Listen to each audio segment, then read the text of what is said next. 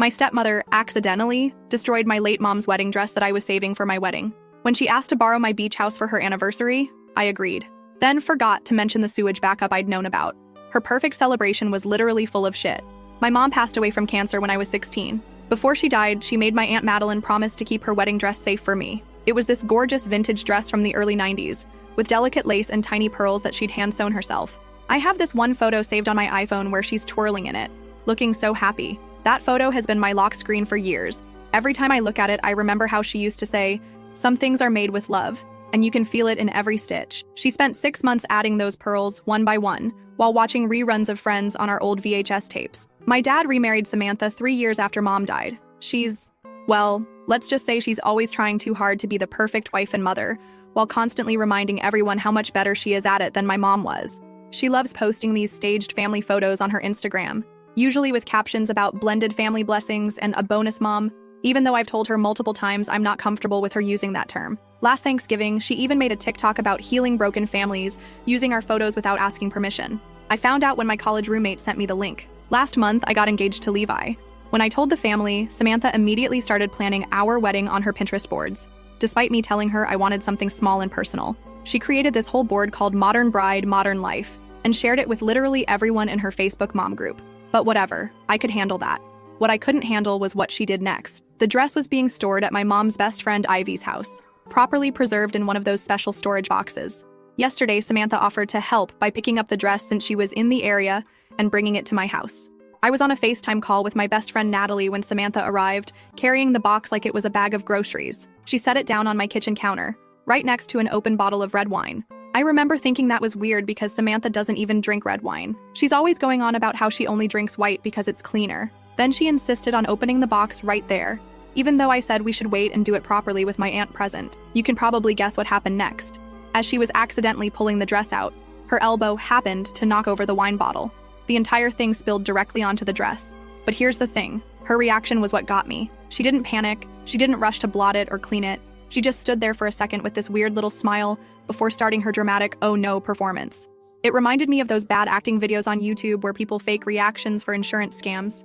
I was still on FaceTime with Natalie, who saw the whole thing. She swears she saw Samantha's hand move toward the wine bottle before it fell, but the video quality wasn't great, so we can't be 100% sure. Natalie immediately started recording her screen though, because she said something felt off. I called my dad crying, and his response was typical. "Honey, it was just an accident. Samantha feels terrible.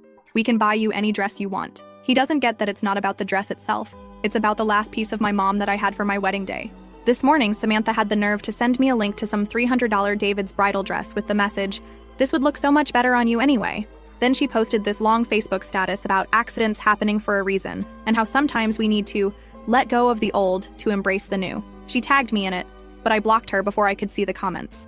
Then, she had the audacity to ask if she and Dad could use my beach house for their anniversary celebration next month. She knows it's the only thing I inherited from my mom's side of the family. It's this little cottage on the coast that my mom's parents left me, and Samantha's been trying to convince me to sell it since she married Dad. She even had a realtor friend accidentally list it online once.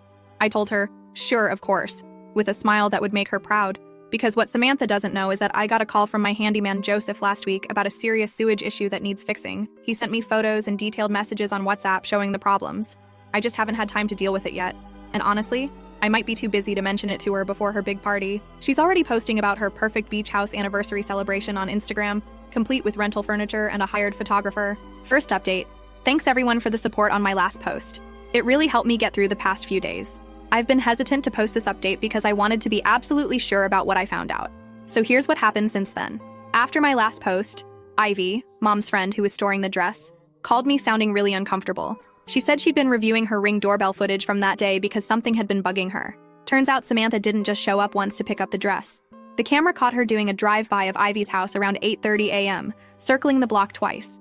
Ivy only noticed because her neighbor had texted her about a car driving slowly past their houses. She didn't think much of it at the time. When Samantha came back at 2:30 p.m. for the actual pickup, she had a Target bag with her.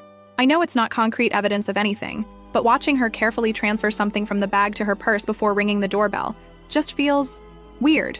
The more I watch it, the more intentional everything seems. My stepsister Eva has been texting me little bits of information, but she's scared of getting too involved. She mentioned that Samantha had been weirdly fixated on my engagement announcement, spending hours on wedding planning websites even before I said anything about wanting to use Mom's dress. I wasn't going to do anything about my suspicions until I met my Aunt Madeline for coffee yesterday. She brought Dad's old laptop that she'd borrowed to do their taxes. She's been helping them with finances since Mom passed. She wanted to show me something she found while organizing their receipts. There was a Target purchase from the early morning of the incident. The items listed were a bottle of red wine, the exact brand that got spilled, some cleaning supplies, and one of those plastic drop cloths people use for painting. Samantha usually only buys white wine. She's always going on about how red wine stains her expensive veneers. The receipt timestamp was 6:45 a.m. When I showed Dad the Target receipt, he got really quiet. Not angry, just quiet. He kept rubbing his wedding ring, his first wedding ring, the one he still wears on his right hand. Finally, he said, "I didn't want to see it before, but there's been a pattern. I also have the screen recording Natalie took during our FaceTime call, but the video quality is too poor to definitively prove anything. Still, I'm keeping it along with all the other documentation." He told me about how last year's accidental donation of Mom's cookbooks wasn't so accidental. He'd found them in the garage, boxed up and labeled for donation, weeks before Samantha claimed she mistakenly included them in the charity pickup. He didn't say anything at the time because he thought maybe I wouldn't notice they were gone. The conversation with Dad was heavy. He didn't cry or make dramatic promises. He just sat there looking at his hands and said, "I messed up, didn't I? I let her do this." It was worse than if he'd gotten angry or emotional. Meanwhile, Samantha's been acting like nothing happened. She keeps sending me links to new dresses, each one with a message about how it would be so much more you than my mom's outdated dress. The beach house thing is still hanging over everything. She's already created a Facebook event for their anniversary party. 35 people confirmed attending so far, with more RSVPs still coming in. She keeps posting about her perfect beach getaway and tagging party rental companies in her Instagram stories. Yesterday, she sent me a long text about table arrangement and asked if the house has enough bathrooms for all the guests. I still haven't mentioned what Joseph, the handyman, told me about the septic system. The video he sent me last week shows it's actually getting worse. You can see water backing up in the yard after it rains. He said it needs fixing before any large gatherings, but I just keep forgetting to bring it up whenever Samantha calls. Eva's been staying at her friend's house more often. She says the atmosphere at home is getting weird. Samantha's been extra nice to her, buying her expensive gifts from Amazon and offering to take her on a spa day.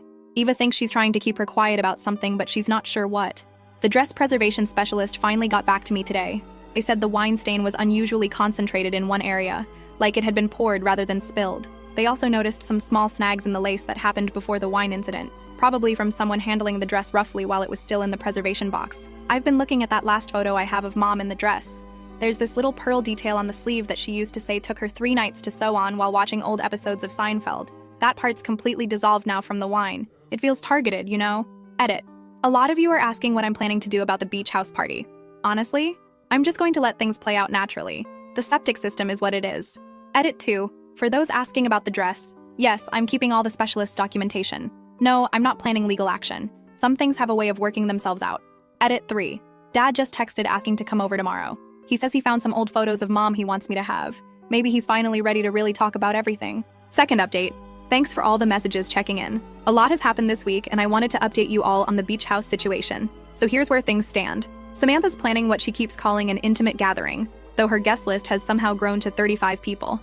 She texted me this morning asking about parking, how many cars can fit in the driveway, and bathroom situation. There are 2 bathrooms, right?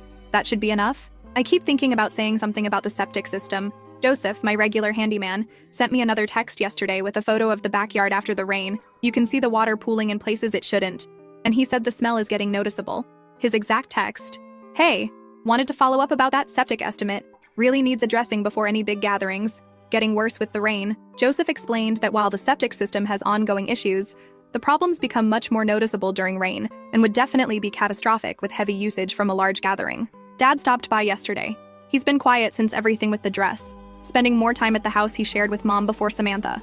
He sat at my kitchen counter, looking through some old beach house photos he found in a drawer. "Remember when the shower broke that one summer?" he said. "Your mom made us all use the outdoor hose for 2 days. She said it was camping." Then he got this look on his face and asked, "Should I be worried about anything with the house? For the party?" I just shrugged and said everything was fine. He studied me for a minute, then nodded slowly. I think he knows something's up, but he's not asking directly. Eva's been texting me updates about Samantha's preparations. Nothing crazy, just standard party stuff. She ordered some decorations from Amazon, string lights, some beach-themed centerpieces, and she's having the event catered by a local deli. Eva sent me a photo of all the party supplies spread out on their dining room table. "Mom's actually being kind of normal about this," she wrote. "Almost makes me feel bad about what might happen. Almost. The weird part is how Samantha's been acting toward me lately. She's trying really hard to be nice, sending casual texts about the party plans, asking my opinion on little details like she's including me. Yesterday, she even sent a message saying she hoped I'd be there to celebrate with them. It would almost feel genuine if I couldn't still picture that little smile when she spilled the wine on Mom's dress. I did check out her Facebook page through Eva's account since she blocked me after the dress incident. She's keeping it pretty low-key, just a few posts about looking forward to a beautiful celebration, with some beach emoji. Nothing too over the top, which actually makes me more suspicious. Joseph sent another update this morning. The septic company gave him an estimate for repairs. It's expensive, but that's not even the main issue. They said it needs immediate attention, especially with heavy use. He forwarded me a photo showing where the ground is starting to sink a bit near the tank. His message was pretty clear. This is going to be a problem with 30+ people. I keep picking up my phone to warn Samantha, but then I remember little things, like how she accidentally donated Mom's cookbooks last year, or how Mom's jewelry keeps disappearing whenever Samantha reorganizes things, or that satisfied look when the wine spilled exactly where it would do the most damage to Mom's dress. Eva came over for coffee this morning. She was helping Samantha pack supplies for the party and found the receipt for that bottle of red wine in Samantha's purse. "You know what's weird?" she said. "Mom never drinks red wine, says it stains her teeth, but she specifically bought that bottle the morning before going to get the dress. The party's this Saturday." Samantha texted asking if I could leave the key under the mat on Friday so they can set up early. She wants to arrange the furniture and set up a drink station near the downstairs bathroom. I replied with a simple, "Sure, no problem," and turned off my notifications. The septic issue isn't my fault. I didn't break it. I didn't make it worse. It's just unfortunate timing that it's happening now. At least that's what I keep telling myself. Edit. Eva just sent a photo of Samantha's party outfit. It's all white, because of course it is. Third update. So the beach house party happened yesterday, and it went exactly as expected, though the aftermath is more intense than I anticipated. I drove by around noon when guests were arriving. Classic setup. White chairs, flowers, catering tables. Samantha was wearing this expensive white dress, directing people where to put things. The problem started slowly. Eva texted around 1:30. "Bad smell in the backyard. Mom's getting annoyed." Then, "Downstairs toilet won't flush properly." By 2 p.m., both bathrooms were having issues. People kept asking about the smell, but Samantha was still trying to maintain control, telling everyone it was probably just low tide. Around 2:30, my neighbor called. "There's something wrong with your yard. Water's coming up everywhere." Eva's texts got more frequent. "The ground's getting really soft." Mom's freaking out at the catering staff because people keep asking to use their van's bathroom. Then it all fell apart during their toast. The ground was so saturated that part of the deck area sank. Not dramatically, but enough to destabilize the buffet table. Their anniversary cake ended up sliding right into the mess. That's when Samantha stepped into what she thought was just wet grass and sank ankle deep in it, in her white dress, in front of her entire social circle. People started leaving pretty quickly after that. Not in a panic, but with that awkward, "oh, would you look at the time" energy. The smell had gotten impossible to ignore, and the wet spots in the yard were spreading. This is where things got ugly. Samantha completely lost it, started screaming that I'd deliberately sabotaged her party, that I'd planned this whole thing. She was calling people from her phone right there in the yard, frantically trying to find a lawyer who'd take her call on a Saturday, all while standing there in her ruined dress, mascara running. Dad's reaction wasn't the calm disappointment I expected. He was furious, both at me and Samantha. Started yelling about how much this was going to cost to fix, how irresponsible everyone was being. He kept switching between being angry about the septic system and demanding to know why Samantha had planned such a big party without checking about maintenance issues first. Eva recorded some of it on her phone. Samantha screaming about lawsuits and defamation, Dad yelling about property damage, guests quickly backing out of the driveway. It was chaos. I've gotten about 30 texts from Samantha since yesterday. They range from legal threats to guilt trips to straight-up rage. "You planned this. My lawyer will hear about this. You've ruined everything. Just like your mother, always having to be the victim." Dad's been calling nonstop too. He's not as philosophical as before, mostly concerned about the cost of repairs and saying things like, "I don't even know whose side I'm supposed to be on here," and "You're both acting like children." He's sleeping at his brother's house because apparently Samantha's still too upset to even look at him for not taking her side. The damage is real though.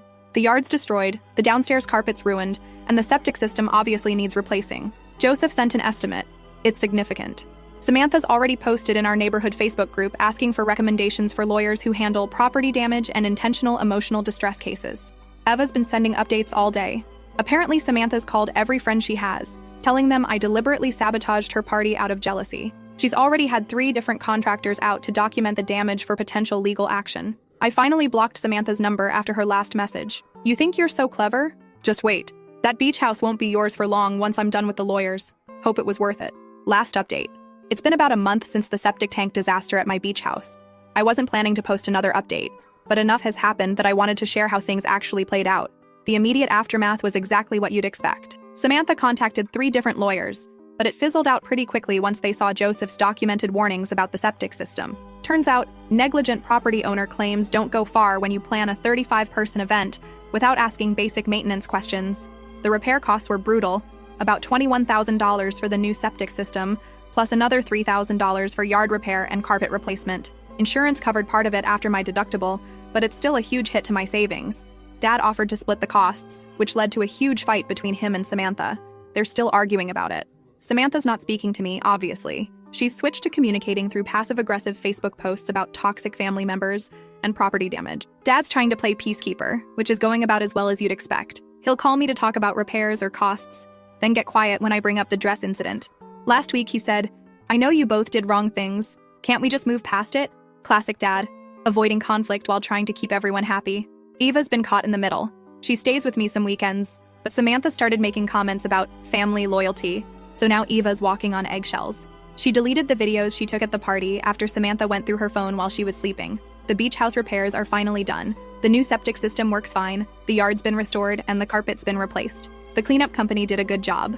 You wouldn't know there had been a disaster if you didn't know where to look. Here's the weird part. This whole thing has had ripple effects I didn't expect. My Aunt Madeline isn't speaking to Dad because he wouldn't take a side. 2 of my cousins canceled their usual beach week booking because they don't want to get involved. Family events are awkward now, with everyone trying to schedule around who's not speaking to whom. Samantha's still living at home, but she's been taking space to heal by spending weekends at her sister's house. She's talking about wanting to move to a bigger house anyway, saying the current one has too many negative memories now. Dad just looks tired whenever it comes up. The dress is still hanging in my closet. I tried having it professionally restored, but they said the wine damage is permanent. I've started looking at new wedding dress styles online. It's not the same, but I'm trying to focus on the future instead of what I lost. Eva told me yesterday that Samantha's been checking property listings for beach houses in a different area. Apparently, she's determined to have a do-over anniversary celebration next year, just without certain people involved. Dad stopped by last weekend to check on the repairs. He walked around the yard, looking at everything, then just said, "Your mom would hate what this house has done to the family." Not exactly the profound moment of realization I think some people were expecting. The reality is, there's no dramatic conclusion here. No one's getting divorced, no one's had an epic revelation, and the family's not suddenly united and understanding. It's just tense holidays ahead, and carefully planned scheduling to avoid awkward encounters. Edit. To those asking about legal consequences, the lawyers basically said everyone should drop it and move on. No one has a strong case either way. Edit 2. Yes, I'm still planning to get married at the beach house. Samantha's already said she won't attend if I do. Dad's stressed about it, but that's a problem for future me.